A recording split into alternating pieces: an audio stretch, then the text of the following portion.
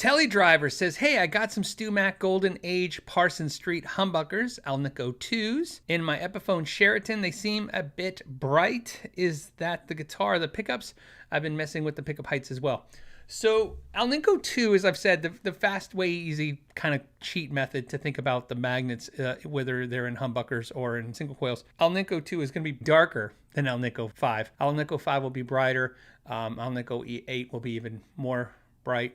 That's kind of like the way to think about it. The higher the number, the more bright it is. However, again, this is the problem with pickups, which is why people who are into pickups will make other people who are into pickups nuts, because to say one thing like that, such a broad stroke about pickups, I mean, I could also, if somebody said that like I just said it, I could also contradict, their statement by saying, oh yeah? What about the windings? What about how much wire's on there? What about the thickness of the wire? So there's a ton of things going on. But I will tell you is that in my experience, hollow body guitars like your Sheraton are on the brighter side. I did a video talking about hollow bodies. I think it has a clickbaity title, and in there I talk about hollow bodies being kind of bright. And of course, what I find is that a lot of people, a lot of players, always for some reason think of hollow guitars, big hollow body guitars, as being big and full and bassy. And my experience is they're not those things. They're definitely on the brighter side. Me personally, I think a Gibson SG with the same pickups sounds darker and warmer than the ES235. That's just my experience with my ear and playing the guitars, especially on average. If we're playing a game of 50 SGs and 50 335s, that's where I would think that would land. So the guitar is probably bright. The Alnico 2 is definitely a softer magnet, and it's a little darker sounding, so it probably is helping that situation. One of the problems, though, I also find with the Alnico 2s, and especially the Parsons Street pickup, it's basically like a PAF style pickup, but Alnico 2, so it's going to be a lighter sound. Lighter being it's not going to push the amp as hard. That could be it too. It could be your amp and that pickup combination.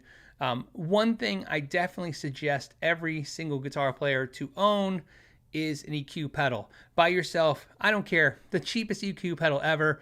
Buy the Behringer one. The worst case about cheap EQ pedals is they're going to be noisy, okay? But for what you're going to use it for, if it's a cost thing, just deal with the noise. But an EQ pedal is a very good way to just solve problems with your rig and then help you understand what is the real culprit in that rig. So, for instance, let's say you took your guitar and you think the pickups are the problem or the guitar is the problem. Run it through an EQ pedal into the amp and adjust the sliders ever so lightly, and maybe even, like I said, the gain on the pedal to kind of adjust in the sound you want. And let's say you get there and you go, oh, it sounds great. I like a little bit more mids and I like pushing the amp just a little bit harder. Maybe the permanent fix for that is a different pickup with more mids and a boost pedal, or just use the damn EQ pedal. Right? It's there. But here's what's funny. Let's say it still doesn't solve the problem. You're like, man, it's still super bright. Take that same EQ pedal, now plug the guitar straight into the amp and run that EQ pedal into the effects loop of the amp. Start EQing the amp.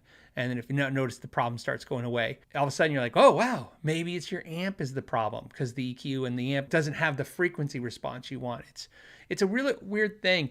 Chasing tone, it isn't easy. Otherwise, everyone would just have one thing and it would be just pretty straightforward, right? It's what's in your head. I always tell people tone starts in your head. That's how I started, at least. Well, let me start there. The idea of the sound, it's in my head first. Like, I don't plug into something and go, that's a sound. And I go, I love this sound, and that's my sound now. It's for some reason it's in my head. It's maybe a little bit of what I've heard over the years from other guitar players. Maybe it's a little bit of this.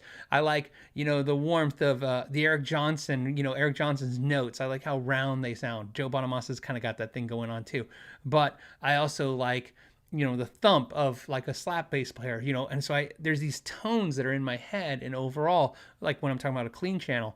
And then I have that idea in my head what it sounds like, and now I'm just recreating it. And what I've learned is I can recreate it whether I have a little inexpensive $100 modeling amp, or I can do it if you give me a $6,000 rig. It doesn't really matter because I just find that sound, whatever the sound I want in every kind of rig.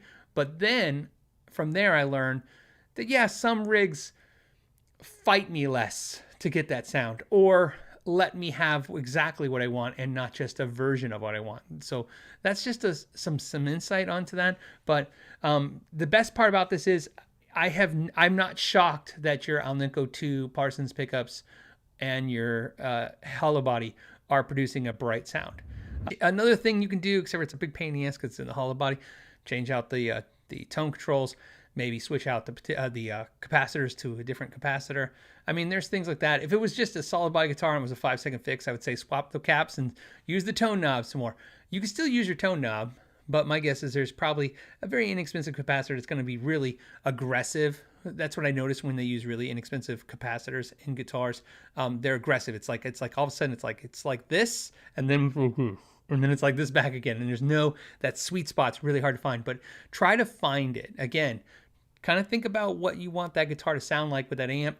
Maybe adjust that tone control until you find the spot, and then go from there. Like I said, just do it that way. I hope that makes some sense.